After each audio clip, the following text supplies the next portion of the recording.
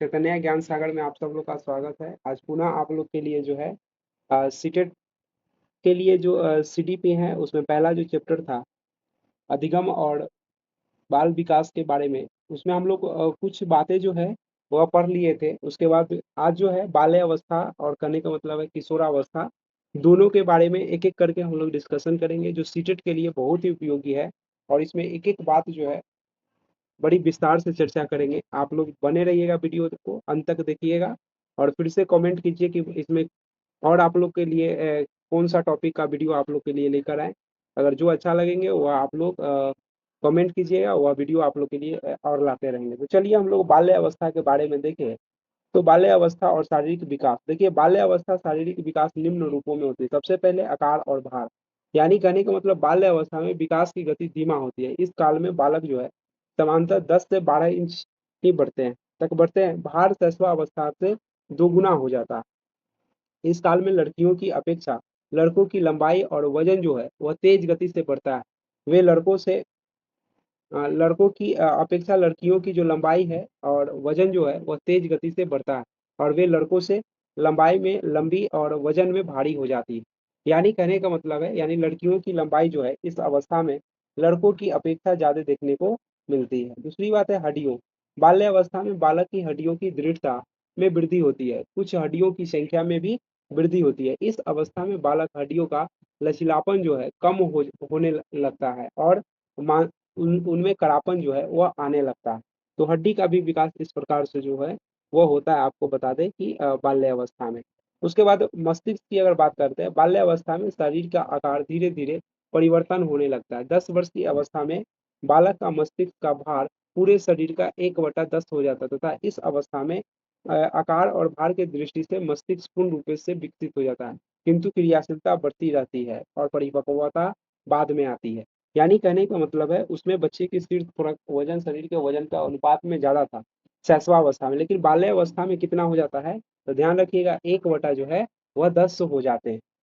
आगे अगर हम लोग देखते हैं दांत की, अगर हम लोग बात करते हैं तो लगभग 6 वर्ष की आयु पर बालक के अस्थायी दांत गिरने लगते हैं। यानी कहने का मतलब है इस अवस्था में जो है दूध की दांत या अस्थायी दांत कहते हैं वह गिरने लगता है। उसके उसके स्थान पर अस्थायी दांत आने लगती है। 12 से 13 वर्ष की आयु तक बालक के लगभग 28 दांत निकल आते हैं। बालिकाओं को अस्थायी दांत बालकों की अपेक्षा बहुत जल्दी निकलते हैं। अस्थायी दांत जो है निकलने से बालक भी मुखाकृति में परिवर्तन आने लगता है, यानी मुख की आकृति जो है उसमें थोड़ा सा परिवर्तन आने लगता है। अब देखिए मांसपेशियां तथा अन्य अंग, बाल्य अवस्था में मांसपेशियों का विकास धीरे धीरे होने लगता है, उसमें दृढ़ता आने लगती है एवं उन पर बालकों का पूर्ण नियंत्रण होता है। इस अवस्था में बालक सभी अंगों का विकास हो जाता है। इस कारण से वह इन पर नियंत्रण करने में समर्थ हो जाते हैं। बाल्य अवस्था में लड़का और लड़कियों के यौनांगों का भी विकास तेजी से होता है। हृदय की धड़कन की अवस्था सामान्य होने लगती है। हम लोग देखे थे कि शैशवा अवस्था में हृदय की धड़कन जो है वह कभी ज्यादा कभी कम की बात होती थी, सामान्य नहीं रहती थी, लेकिन इस अवस्था में जो है बाल्य अवस्था की बात करते हैं तो हृदय की धड़कन भी जो है वह लगभग सामान्य होने लगती है।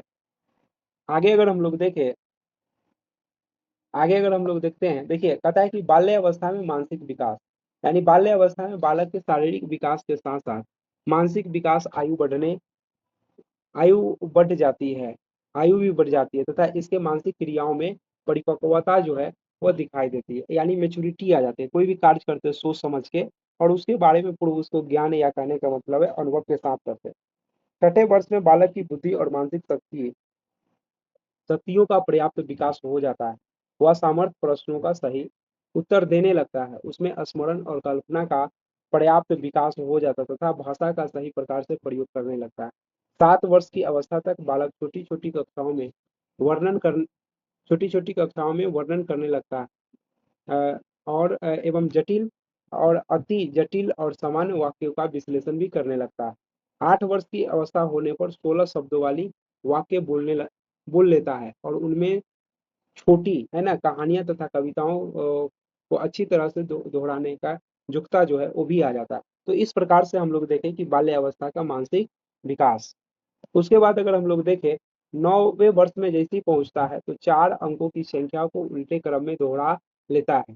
रुपया, पैसे, है ना, गिनना, उसके बाद जोड़ना, घटाना, दिन, तारीख, महीना, वर्ष आदि बता देता है। 10 वर्ष की आयु तक बालक कठिन तर्क करना, चिंतन करना आदि सीख लेता है। 11 वर्ष से 12वें वर्ष के अंत तक बालक कठिन शब्दों की व्याख्या करने लगता है, तुलनात्मक अध्ययन करना सीख लेता है, तर्क, जिज्ञासा, निरीक्षण करने की क्षमता जो है वह पर्याप्त विकास हो जाती है, समस्या समाधान करने की योग्यता पर्याप्त विकास भी हो जाता है।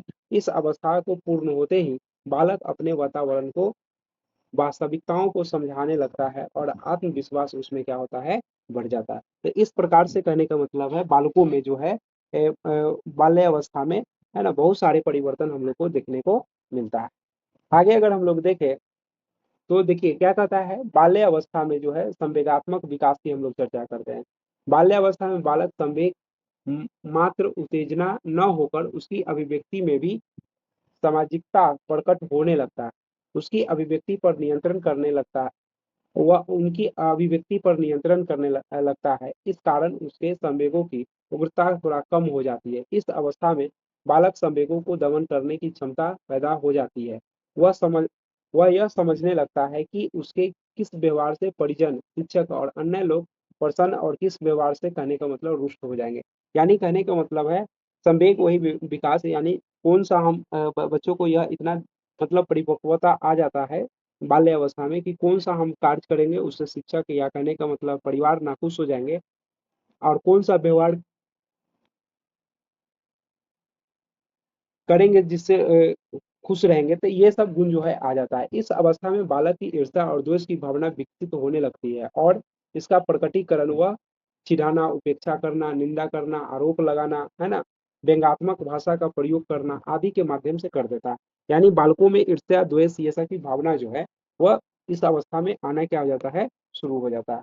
उसके बाद अगर हम लोग देखें, बाल्य अवस्था में भय कम हो जाता है क्योंकि बालक बहुत से चीजों को परिचित, बहुत सारे चीजों से परिचित हो जाते हैं और वातावरण पर उनका नियंत्रण बढ़ जाता है। बालक दुर्घटना से, भूत प्रेत, मृतक, है ना, आदि के बातों से, कक्षा में पिटाई के डर से, समाज में अपमानित होने के विचार से, परीक्षा में अनुत्तीर्ण होने की वजह से भयभीत हो जाता है। यानी कहने का मतलब है बहुत सारी चीजों से बच्चे जो है बाल्य अवस्था में परिचित हो जाते हैं। देखिए इस अवस्था में जिज्ञासा की प्रबलता होती है। आनंददायी स्थिति होने पर बालक प्रसन्न और प्रफुल्ल हो उठता है। वह जिनके साथ रहता है, खेलता है, उसके प्रति वह स्नेह का भाव भी प्रकट करता है, यानी दोस्ती का भाव भी इस अवस्था में जो है वह प्रकट करता है। अब देखिए क्या कहता है कि इस प्रकार इस अवस्था में बालक विभिन्न प्रकार के संवेग जैसे भय, निराश, चिंता, व्यग्रता, कुंठा, स्नेह, प्रेम, प्रसन्नता आदि, है ना, स्पष्ट रूप से प्रकट होने लगता है। वांछित संवेगों के दमन, कभी कभी उनमें मानसिक ग्रंथियां भी बन जाती है, उसका मानसिक संतुलन भी क्या होता है, बिगड़ जाता है। यानी कहने का मतलब है कुंठा, स्नेह, प्रेम आदि स्पष्ट रूप से प्रकट होता है। अवांछित संवेगों का दमन, कभी कभी उनमें मानसिक ग्रंथियां भी बन जाती, ठीक है, उनका मानसिक संतुलन भी कभी कभी बिगड़ जाता है। ज्यादा ये सब करने का मतलब है दबाने के चक्कर में, है ना, उनका मानसिक संतुलन भी जो है वह क्या होता है कि बदल जाते हैं। अब देखिए बाल्य अवस्था में सामाजिक, है ना, विकास। बाल्य अवस्था में बालक बालक का संपर्क बाह्य शक्तियों से अधिक होता है। इसी कारण वह उसका सामाजिक विकास बड़ी तीव्र गति से होता है। इस अवस्था में वह विद्यालय में अन्य बालकों, अध्यापक, परिवार के सदस्यों एवं मोहल्ले के सदस्य से संपर्क करता है। उसके क्रियाकलापों और विचारों से प्रभावित होकर एक नए वातावरण से अनुकूलन सीखता है। इस अवस्था में वह मिलजुल कर खेलना, समूह में रहना अधिक पसंद करता है। समूह में रहने के कारण बालक में उत्तरदायित्व, सहायता, सहयोगिता, दयालु, ईमानदारी, आत्म नियंत्रण आदि गुण जो है वह विकसित हो जाते हैं। यानी कहने का मतलब है सामाजिक रूप से भी धीरे धीरे क्या होता है, यानी कहने का मतलब है बच्चे जो है वह परिपक्व हो जाते हैं, परिपक्व हो जाते हैं।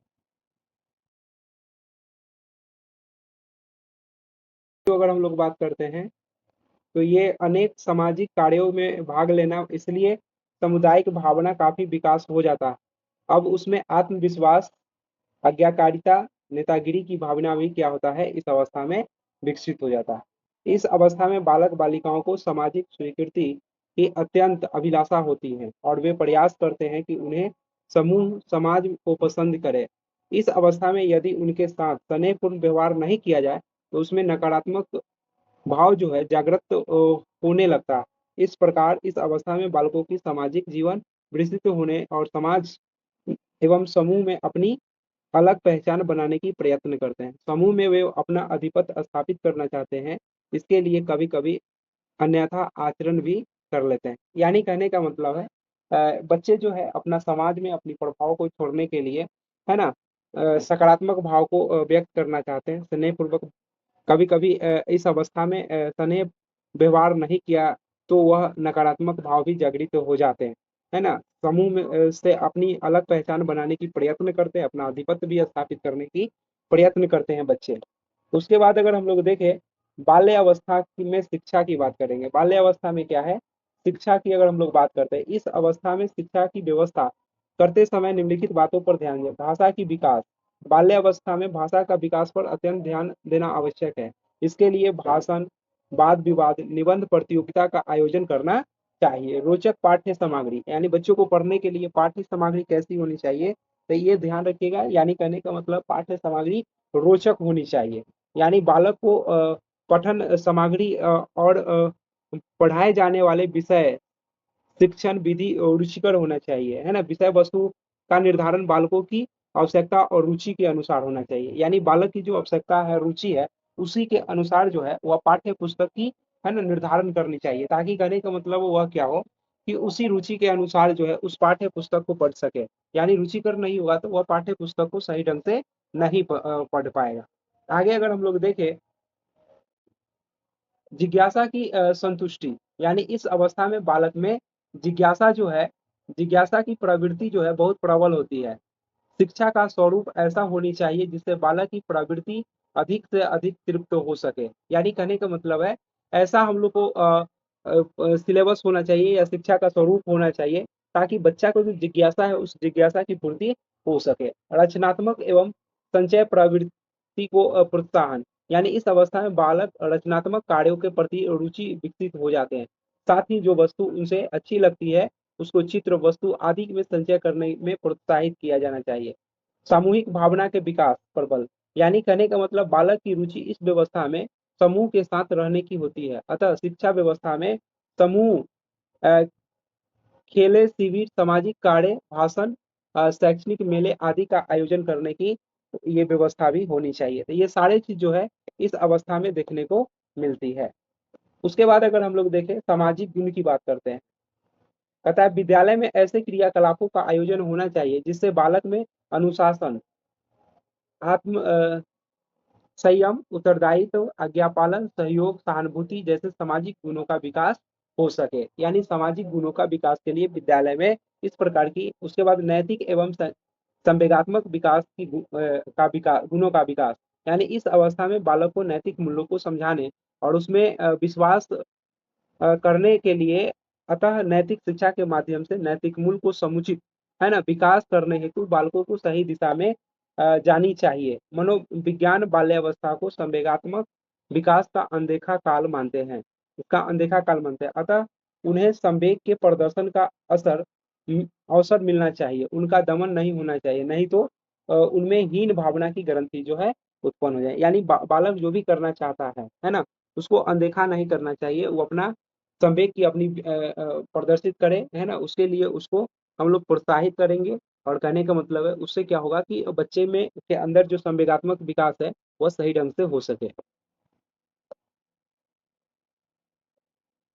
उसके बाद है प्रेम पूर्ण व्यवहार, यानी शिक्षक को का व्यवहार बालकों के साथ प्रेम पूर्ण एवं प्रोत्साहन करने वाला होना चाहिए। शिक्षण विधि, यानी शिक्षक बालकों की रुचि के अनुसार पढ़ाते समय उचित शिक्षण विधि का प्रयोग करना चाहिए। इसके लिए खेल विधि, अनुकरण, आगमन निगमन, विश्लेषण संश्लेषण, प्रयोग प्रदर्शन, क्रिया विधि, ये सारे विधियों का प्रयोग करके यानी बच्चों को पढ़ानी चाहिए। आगे अगर हम लोग देखें किशोरावस्था के शारीरिक विकास, यानी इसमें अगर हम लोग देखें इसके विकास के बाद, यानी किशोरावस्था, किशोरावस्था, अब हम लोग किशोरावस्था के बारे में पढ़ना शुरू कर दिए। अब देखिए किशोरावस्था में लंबाई और भार की अगर हम लोग बात करते हैं तो लंबाई और भार की अगर बात करेंगे, इस अवस्था में बालक बालिकाओं की लंबाई तेज गति से बढ़ता है।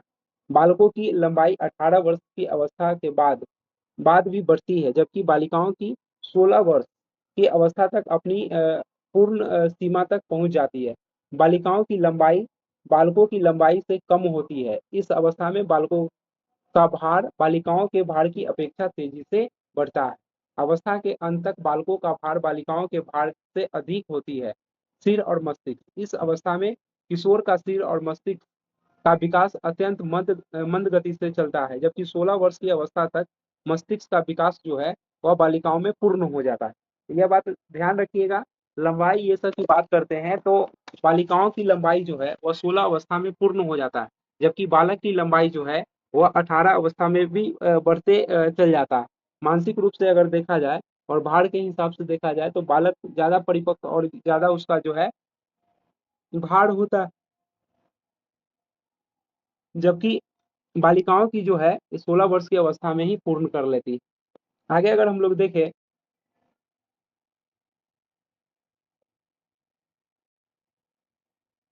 देखिए हड्डियां, यानी बाल्यावस्था में हड्डियों में जो लचीलापन होता है इस अवस्था में समाप्त हो जाता है। अब हड्डियों पूर्ण रूप से दृढ़ हो जाते हैं, छोटी हड्डियां एक दूसरे से जुड़ जाती है, इसलिए इस समय हड्डियों की संख्या कम हो जाती है। यानी 206 जन्म के समय ज्यादा होता है और बाद में धीरे धीरे 206 के आसपास आ जाते हैं। दांत की बात करते हैं, इस अवस्था में तक किशोरों का संपूर्ण दांत यानी 32 निकल आते हैं। इनकी मांसपेशियां का जो है विकास की गति तीव्र हो जाती है, खुले चौड़े ये सब कहने का मतलब है। और 1 मिनट में जो है धड़कन कितना बार 72 बार धड़कना शुरू हो जाता है। इस अवस्था के ये सब गुण है। उसके बाद है उच्चतर मानसिक जो है वह शक्तियां का भी विकास हो जाता है। किशोरावस्था में शब्द भंडार अधिक बढ़ जाते हैं, चिंतन तर्क कल्पना शक्ति के साथ साथ निर्णय लेने की समस्या निराकरण करने की युक्ता शक्ति पर्याप्त विकास हो जाता है, यानी निर्णय लेने की भी शक्ति का बढ़ावा हो जाता है, समस्या का निराकरण करने के भी, है ना, चिंतन करने के भी, कल्पना करने के भी, शब्द भंडार भी उसको बढ़ जाता है, बहुत सारे शब्दों को बोलना वह शुरू कर देते हैं किशोर बाल्य अवस्था की अपेक्षा। उसके बाद अगर हम लोग देखें तो रुचियों की विविधता, किशोरावस्था में रुचियों का विकास बहुत तेज तीव्रता से होता है। बालक बालिकाओं में कुछ रुचियां समान होती है।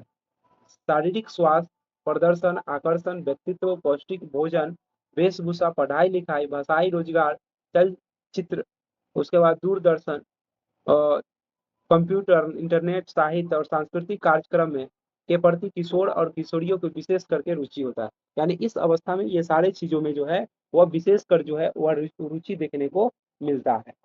आगे अगर देखें तो कहने का मतलब किशोरावस्था में संवेगात्मक विकास, यानी किशोरावस्था में संवेग बहुत प्रबल होती है। वह विभिन्न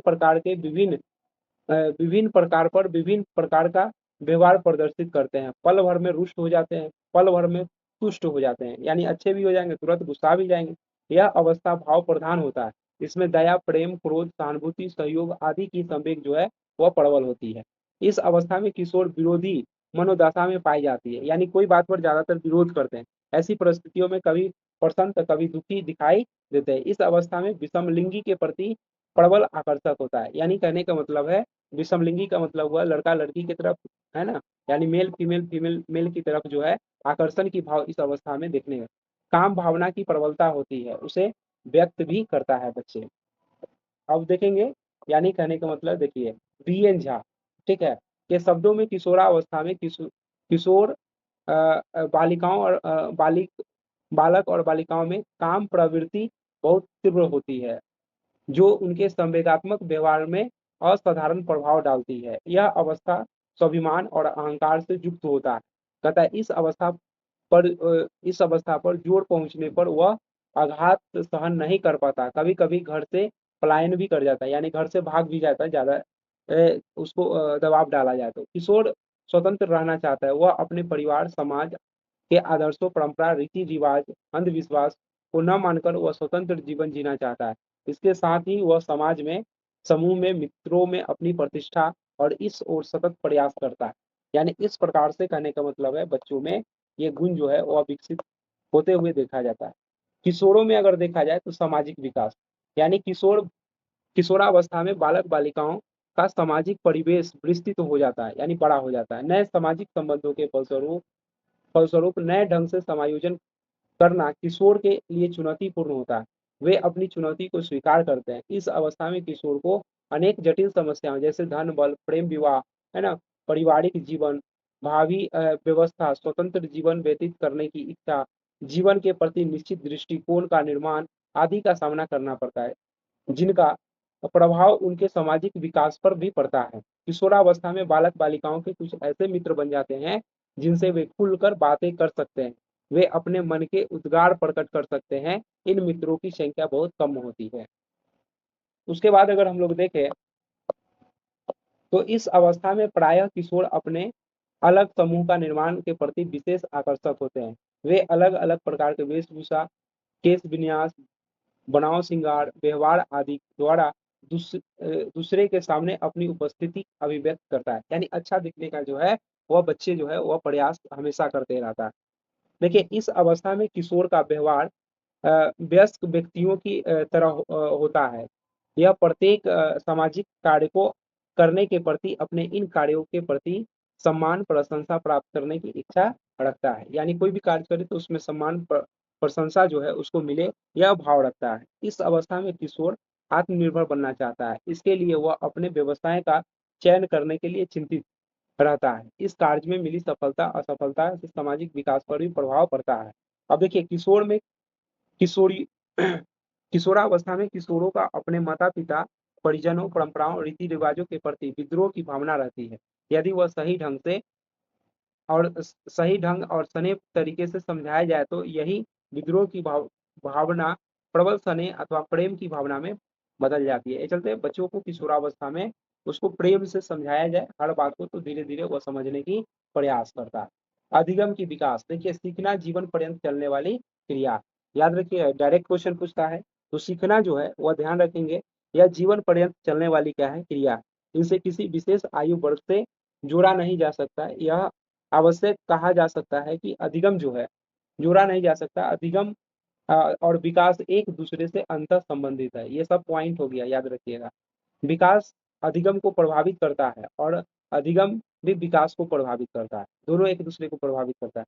विकास और अधिगम एक दूसरे के समान गति में नहीं बढ़ते। बालक के विकास अवस्था का ज्ञान आदि शिक्षक को होना चाहिए। तो शिक्षण विधि तथा वातावरण को बालक के अनुकूल करने में मदद करेगा। बालक चाहे समान आयु वर्ग के हो या मिश्रित आयु वर्ग के शिक्षकों के लिए विकास का ज्ञान महत्वपूर्ण है। यही वजह है कि पाठ्यक्रम बाल विकास और शिक्षण सिद्धांत के अनुरूप होगा। तो इस प्रकार से आपको पहला चैप्टर का जो है जितने बात था वो सारे बात आप लोग को करा दिए है ना। और यह वीडियो अगर आप लोग को अच्छे लगे तो लाइक और सब्सक्राइब कर दीजिएगा। और इस पर जितने भी सीटेट में आपको पूछा हुआ प्रीवियस ईयर क्वेश्चन है, अगला जो पार्ट हम लोग लेकर आएंगे, अगर आप लोग कमेंट कीजिएगा तो आप लोग के लिए जो है अगला जो पार्ट है इस पर जितने भी प्रीवियस ईयर के इस चैप्टर से पूछा हुआ क्वेश्चन है वो सारा प्रीवियस ईयर क्वेश्चन को हम लोग यहाँ पर कराने की कार्य करेंगे। चलिए तो बहुत बहुत धन्यवाद।